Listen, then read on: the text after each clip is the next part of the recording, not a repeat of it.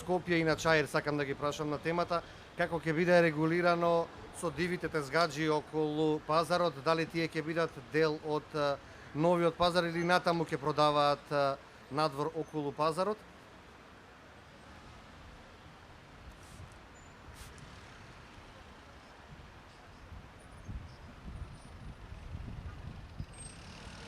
Со оглед на новиот лик и новата инфраструктура која што реално се става како помош на граѓаните и во смисол на огромното паркиралиште кое што овдека го имаме, меѓутоа и во смисол на самиот изглед и на јавниот простор кој што кажав го реконструиравме во изминативе 2 години. Паралелно со отварањето, во тек беше и разработка на оперативен план на инспекцијските служби на град Скопје, инспекцијските служби на општина Чаир, пазарна инспекција и Министерството за внатрешни работи со цел да не дозволиме оние слики кои што ни се појавуваат да ни се повторуваат, бидејќи сега не постои никакво оправдување за користење на јавниот простор за обавување на било каква дејност или за оставање на возила или за тој тип на активности, така што очекувам дека веднаш со пуштањето на овој објект, со давањето опции на граѓаните, ќе го воспоставиме редот така како што доликува на овој простор. Имате уште некој добро. Може да останете и вие ако не е проблем. До градоначалникот на Чаир едно прашање. Неколку пати имаше префрлање на топката град Скопје, општина Чаир, да не може да има нелегален превоз и како ќе се регулира узурпирањето на тобакото што е тука под надвозникот. Да, ние сме во координација со градот Скопје, а исто така значи нашиве служби на градот Скопје ги гледа целава документација, но пак ви велам дека не сакам да префрлувам топка во градот Скопје, но значи за урбана опрема и привремени објекти дозволите ги дава градот Скопје. Таква една дозвола објектот има не од сегашниот градоначалник, но од претходниот градоначалник и сигурно дека кога ќе помине рокот на таа дозвола ние и ќе постапуваме. Треба да се чека да помине рокот за да има уште некој прегазен човек или? Зборевте за објектот Тобако, затоа ви одговарав. А за пешачкиот превоз нормално дека ние треба, ако го затвараме тој пешачки треба да не функционира мостот. Мостот не е дека не е наша што се вика, не е дека наша причина што не функционира, но не го употребуваат нашиве сограѓани, значи не сакат. И во иднина гледаме, значи да направиме нов режим сообраќајски, што може би таму и да поставиме семафори и нов пешачки премин, а целосно мостот да го затвараме. Иначе мостот е функционален, но не се употребува од нашиве сограѓани. Тоа е причинава. Добро, ви благодарам. Сака да темата Цените не се променети, останати се од пред реновирањето. Во зависност од поставеноста на тезгата се движат од 4.500 и 5.500 денара. Дали има предпростор кој дополнително се наплаќа. Локалите цената негде просечната цена 250 евра. 15-17.000 исто во зависност од локацијата. Се уште ќе се продава свежо месо на пазарот? Свежо месо. Тоа е надлежна пазарната инспекција, немаме вака. Не, немаме ние со тоа. Месари нема, официјална месара на пазарот нема. Ако се симнеме ќе видиме 10 тезги со месо. Месара нема, инаку продаваат, меѓутоа надлежна е инспекцијата. Нелегални градби, посочувајќи конкретно и вашата куќа, ваш став и ваш коментар по однос на ова.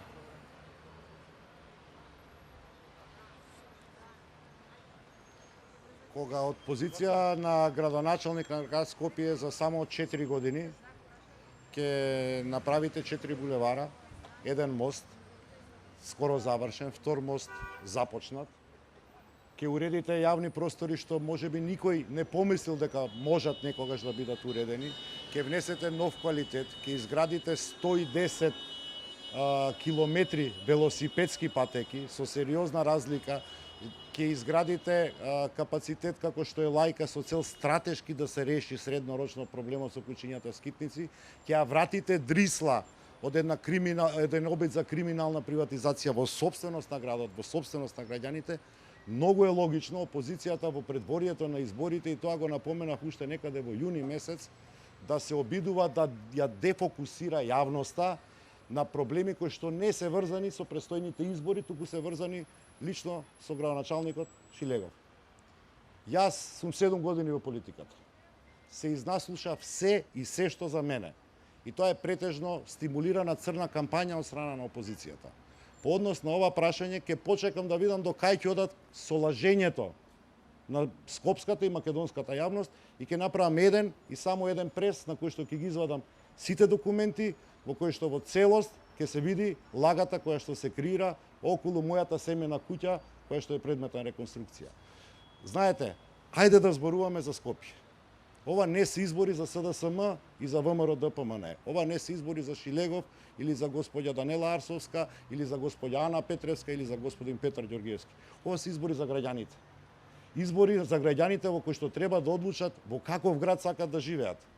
Ајде да се договараме во надпревар на идеи. Политиката е надпревар на идеи. Што е тоа што ние како луѓе кои што претендираме да бидеме градоначалници во наредните 4 години, сакаме да го понудиме на скопјари како такво. Да не се занимаваме со црни пропаганди. Мислам дека на сите ние преку глава, од поделби, од омраза, од сеење на делби, навистина мислам дека граѓаните заслужуваат еден спокоен развој, вакви објекти што е можно повеќе како институции да ги стимулираме инвеститорите да се отвараат. Благодарам.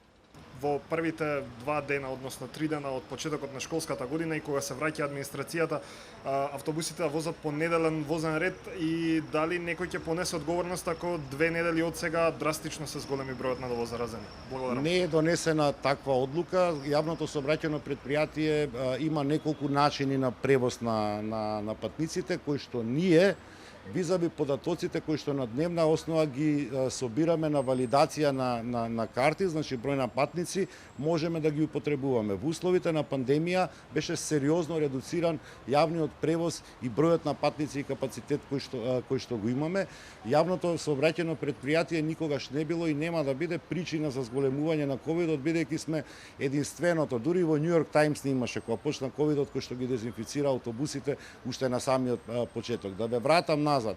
Париз го стопираше јавниот превоз, Лондон го стопираше јавниот превоз, Берлин го стопираше јавниот превоз, ЈСП Скопје возеше затоа што наша беше проценката дека треба да користиме на граѓаните.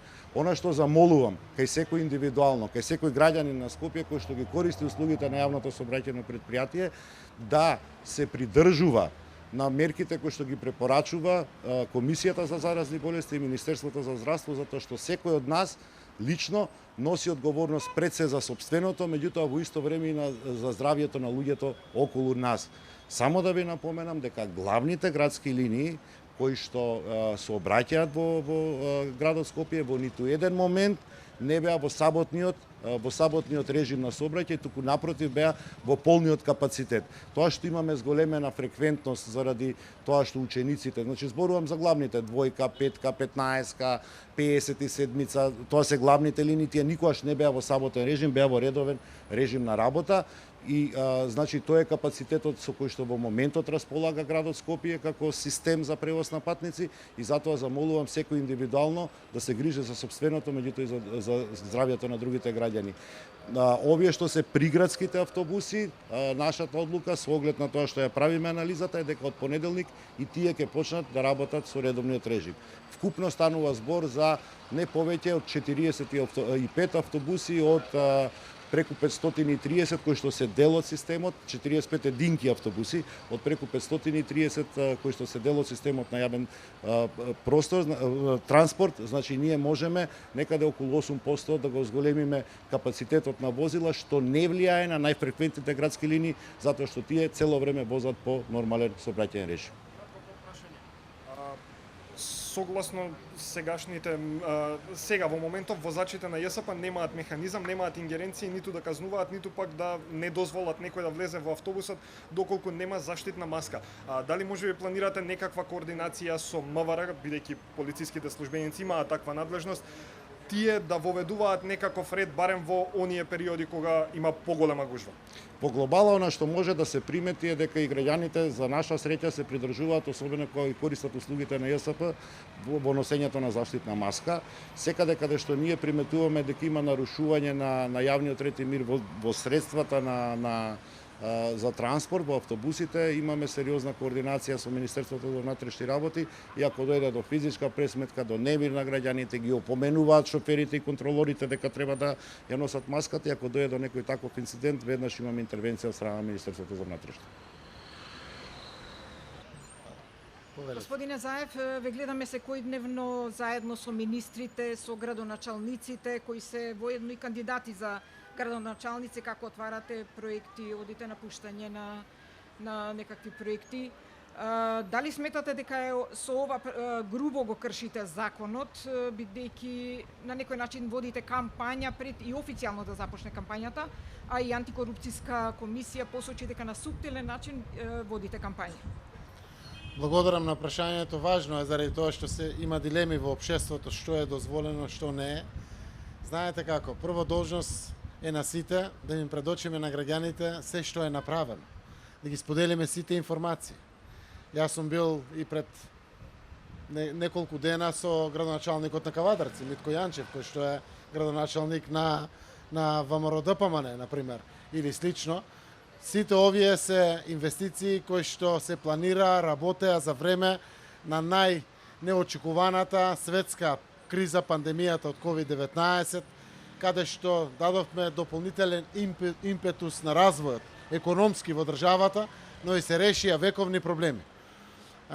Генерално законот јасно опишува кога е дозволено, кога не е дозволено. И ние го почитуваме самиот закон. Сакаме да им предочиме на граѓаните дефинитивно нешто позитивно. Затоа што психолошката травма влија кај сите нас од пандемијата, кој што трае и трае, ќе направи 2 години и продолжува веројатно и животот ќе продолжи со него, но ние мораме да димензионираме и нова наша реалност со која што продолжуваме да живееме. Ова е нешто на кое што треба да се израдувам. Ако направите едно интервју со традиционален корисник на тезгите овде во Битпазар, ќе ви каже колку годишна или деценијска желба било да бидете заштитени кога е зима, минус температури, снег, дождови или кога е над 40 степени температурата, да бидете вака заштитени со еден ваков објект. Сите знаеме колку е значајно кога колите веќе нема да бидат овде на овој најфреквентен булевар во нашиот главен град, туку ќе бидат дислоцирани на паркингот. Ако ова не го споделиме со граѓаните, прво нема да знаат дека постои, дека се користи или слично, посебно тие што доаѓаат од натрешност. И навистина законот тоа го дозволува и ние треба да го правиме, затоа што така е исправно. Да испраќаме позитивни пораки, да кажуваме слично, како што гледате, ние не промовираме програми, не кажуваме што ќе направиме, само ги констатираме работите на кои што сме вложиле труд, сме вложиле енергија, сме вложиле комплетна капацитетност. Во конкретниот случај се работи за приватна инвестиција, на која што работеа сериозно општина Чаир и градот Скопје, за да денеска да имаме реалност. Сите други капитални објекти кои што ги вложуваме, сме ги промовирале и пред месец дена, и пред 6 месеци, и пред 1 година, и ќе продолжиме да ги промовираме. Затоа што така е добро, затоа што така прави целиот свет и затоа што тоа е секојдневие во сите овие 4 години. Не се прави нешто посебно сега од тоа што се правеше пред 6 месеци или пред 1 година. Секој пат се прави отварање на објектите, пуштање во употреба, благодарност кон инвеститорите, благодарност на самите институции кои што вложуваат во вакви капитални објекти, се со конечна цел да испраќаме позитивна порака, да констатираме кај граѓаните за се што се работи успешно, што е сработено, а секако кога ќе дојде 17 октомври, тоа од сега натаму месец и пол дена, граѓаните сами ќе се одлучат што е најдобро за нивната општина и за градот Скопје. Господин Заеве, прашувам бидејќи забелешки имавте и вие додека беше претходната власт дека исто ја кршат, дека го кршат законот и дека водат кампања пред кампања. И истото го правеа ВМРО ДПМН и вие имавте забелешки. Сега вие истото го правите. Само да напоменам, забелешките кои што беа дадени од тогашната опозиција, предводена од мене како прва опозиција, беа вградени во изборниот законник. И денеска ќе го видите членот 8а, потекнува токму од тогаш, каде што кажува прецизно во согласност СДСМ, ВМРО, ДУИ, другите политички партии, БЕСА, Алијанса, ДПА, тогаш сите што беа, и денеска тоа е консензус на сите, создаден како потреба да се отстранат тие слабости, тие се отстранети.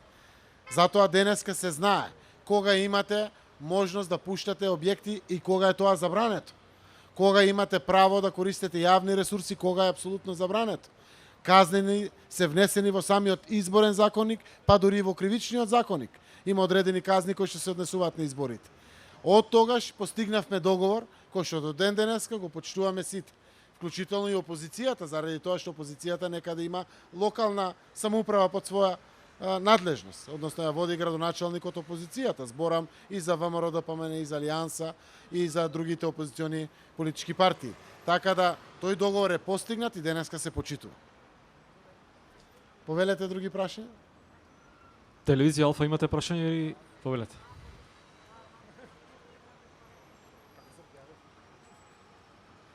Добар ден, премиера. Би сакал да ве прашам за состојбата во Бугарија. Денеска БСП го врати мандатот за формирање на влада, пошто најверојатно во таа држава ќе се оди на нови парламентарни избори.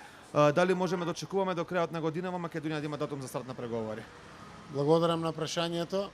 Навистина на таа средба на маргините на Бледскиот стратешки форум во Словенија се видов со председателот Радев и тој кажа дека веројатно тоа е патот по кој што ќе се движи Бугарија, односно нема да има успех после вторите парламентарни избори, што значи станува известно проекцијата 14 ноември да има и председателски и парламентарни избори, имајќи во предвид дека кај нив Уставот дефинира можност за формирање влада во првите 10-15 дена. Мандатот се дава и може да се формира. Логично, после два неуспешни обиди, останува надежта дека после третиот обид ќе се направи успешен исчекор во формирање на влада и ова пред се им го посакувам на нашите први соседи, источни бугарите и Република Бугарија да имат стабилна политичка влада која што дефинитивно ќе ја води Бугарија напред и во севкупниот свој развој, а со тоа позитивно влијае на целиот регион, така влијае и на нашата земја. Имајќи го тоа во предвид, јас очекувам дека крајот на ноември, целиот декември можеме да ги заокружиме прашањата, заради тоа што ние ги имаме адресирано сите прашања. Како што реков, преку патоказот или роудмапот, кој што ги имаме сите прашања адресирани, кои што значат гаранции преку рокови и надлежни институции за зголемување на ефикасноста на реализацијата на договорот за пријателство, добрососедство и соработка со Бугарија. Истовремено сме подготвени, тоа јавно го апелирам да стигне и до Бугарија, да ги номинираме двете ноти дипломатски, а тоа е првата нота дека Северна Македонија е исто како Република Северна Македонија, се однесува на територијалната суверена целина на државата Република Северна Македонија, дека немаме територијални претензии према ниту една од соседните држави, вклучително и Бугарија и слично, и да ги испратиме секаде каде што тоа е потребно, вклучително Европска унија, до Бугарија, до соседите, до Обединетите нации, немаме проблем со ова работа. И второто е прашањето на дипломатската нота за немешање во внатрешните работи, вклучително и малцинските права, како што реков, во современа Европа, ние се сметаме за исти таки, Бугарија членка на Европската унија, се решаваат пред судот во Страсбур и нема што ние да се мешаме или тие да се мешат кај нас за одредени вакви прашања или слично. Наша цел е да водиме грижа овде, како што водиме за сите етнички заедници, за сите малцинства кои што ги имаме во државата, вклучително и бугарското малцинство, тоа го правиме и дефинитивно многу работи се унапредени. Јас верувам дека ќе одмине короната или ќе се нормализира поприлично повеќе животот, за да можеме инфраструктурните капитални инвестиции да се интензивираат. Сето тоа навистина ствара и попозитивен амбиент пред се кај нас, но и исто така еднакво и кај Бугарија, за да можеме да продолжиме на нашиот пат кон Европската унија.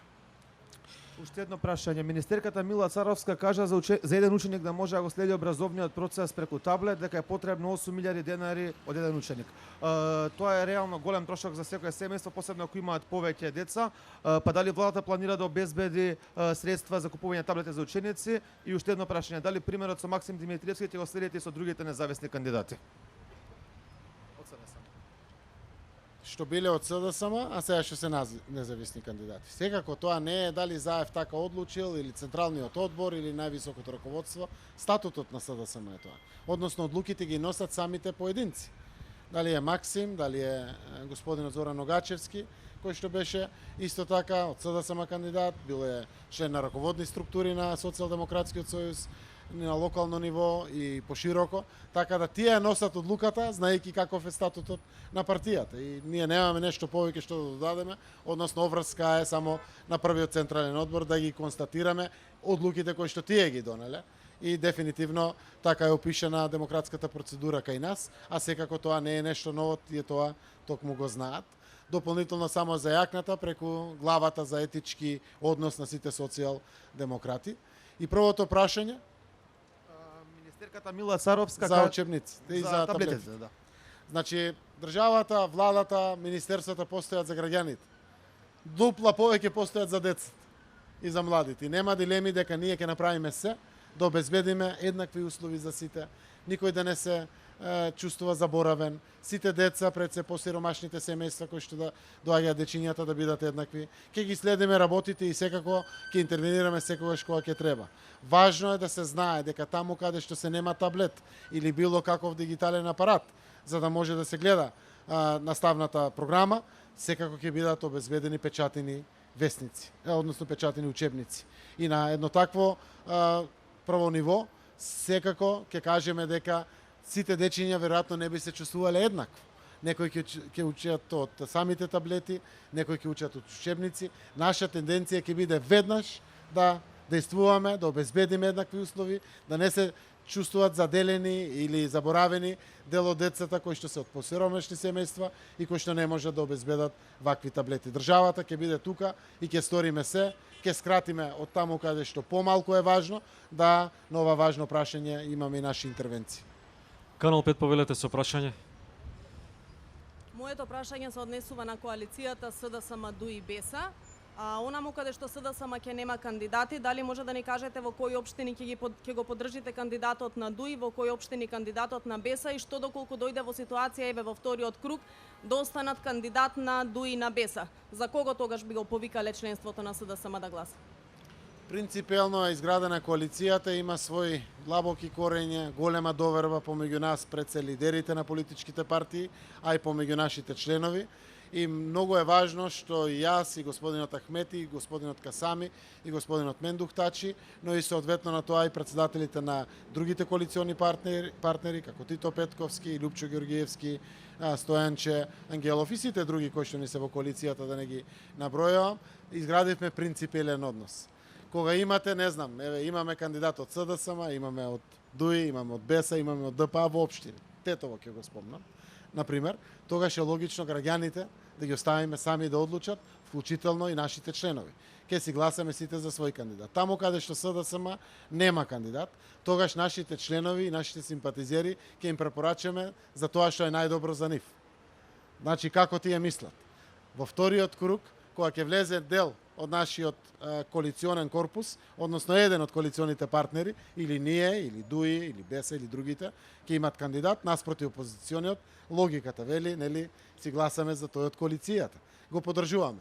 А ако се случи да влезат двајца коалициони партнери и само тие да бидат, логично е да држиме принципиелно и коалицијата да остане за сите, односно сите наши членови ќе добијат напатствија да гласат онака како што мислат дека е најдобро за нивната општина. Затоа што важна е партијата наша, важна е и коалицијата наша, но не е поважно општината во пресрет на граѓаните. Оти тие наши членови се исто така и граѓани. Така ќе се однесуваат и другите наши коалициони партнери, кога се однесува за СДСМ, кога ќе влезе во некоја друга општина со кандидат од коалицијата.